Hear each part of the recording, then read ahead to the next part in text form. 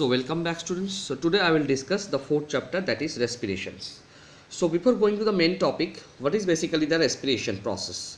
Because we know that energy is produced in the process of the burning, or you can say that if the oxygen is present, then the food will be digested and after the energy will be produced. But in these particular cases, the respiration term is also been involved. So basically in the respiration process, these things will be happened. So in case of respirations, the food substances are oxidized and to release the energy, and which is used by living cells to carry out the important activities within the body, isn't it? So because we need the energies, and the energy is not directly come from the food.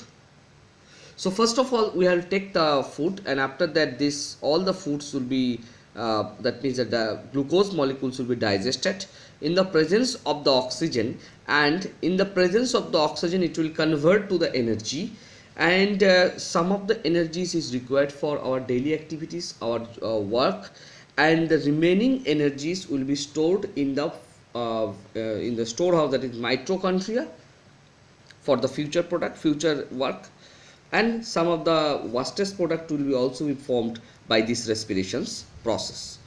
So like the carbon dioxide and water also be formed by the respirations process. So basically this process deals with the cellular respirations process, isn't it? Okay, now coming to the point, what are the basic characteristics of the respirations process? So students, respirations excuse me, the basic characteristics of the respirations process, that is first of all, the food is used up, then the second, the energy is produced, and number 3, that is the exchange of the gases occurs. Oxygen is used up and carbon dioxide is given out. So this is the main fundamental thing.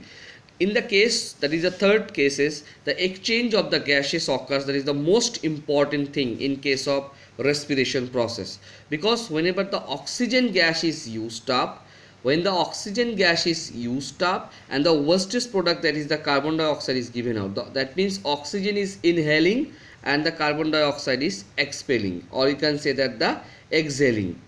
Okay, so this process be in this whole process is being involved in the case of the respiration process. Now coming to the point, that what are the basic types of the respiration process? So students, the type, if you deal, then the respiration process is two types. One is aerobic and the second, that is the anaerobic respirations.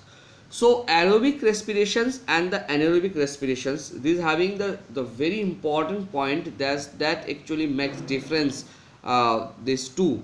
Basically in case of aerobic respirations, the oxygens, it takes place in the presence of the oxygen, means this kind of respirations are being happen in the presence of the oxygen. But in case of the anaerobic respirations, and it takes place in the absence of the oxygen. But in case of the aerobic respirations, so it takes place in the presence of the oxygens. Okay, means in case of aerobic respirations, the food or the glucose, in the presence of the oxygen, it will form the carbon dioxide, water, and the more energy, that is ATP will the form. So this kind of respirations normally we have been taking, we have been day to life, we are taking this kind of respirations, that is the aerobic respirations, whereas the food or glucose molecule is oxidized by the oxygen and directly it convert to the carbon dioxide, water, and the more energy, that is the ATP, 38 ATP, that is adenosine triphosphate. But in the case of the anaerobic respirations, the glucose or the food or glucose, it will directly converted to the ethyl alcohol. Suppose that I have put some rices in the water, so in this after 2 days, after 3 days, it will convert it to the ethyl alcohols. Now, so this alcohols, this formations of the alcohols, so this formation of the alcohols from the glucose, so that is or absence of the oxygen, so that basically deal with the anaerobic type of respirations. Okay students, so the first important point, that is the glucose is the presence of the oxygen, it will convert carbon dioxide, water, and the energy.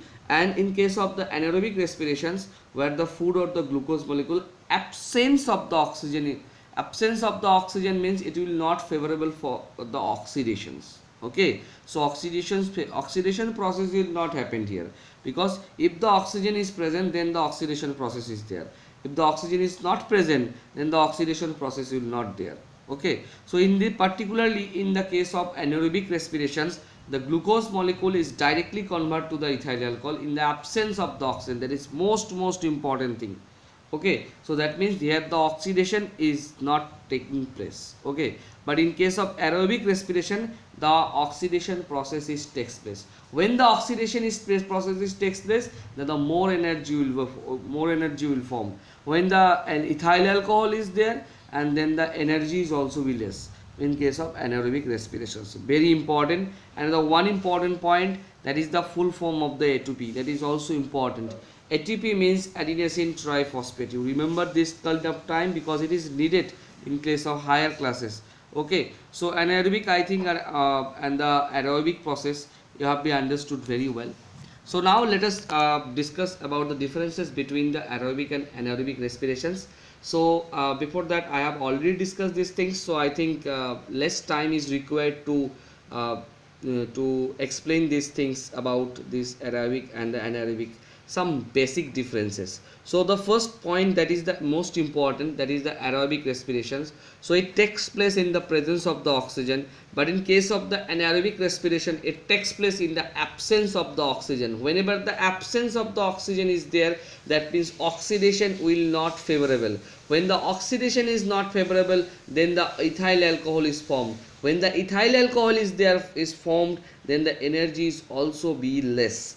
But in case of aerobic respiration, is completely reverse of the anaerobic respirations. In case of aerobic respirations, it takes place in the presence of the oxygen, whereas in the cases of these things, the more energy is produced. Okay, and this energy term, that is in case of aerobic respiration, the 38 ATP is produced. In case of anaerobic respiration, that is whereas the 2 ATP molecule is there. Okay, so these things we have discussed this video, and the next video I have discussed the remaining part. Thank you.